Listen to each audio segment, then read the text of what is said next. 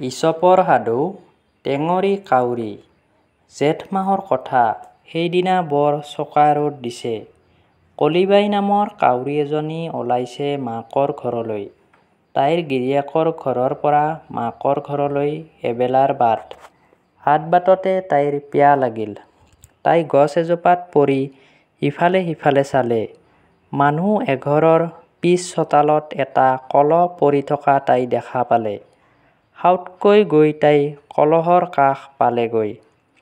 পাছে কলহৰ তলিত অকণমানহে পানী আছে। তাই কলহৰ কাণত দুটামান জাপ মাৰিলে।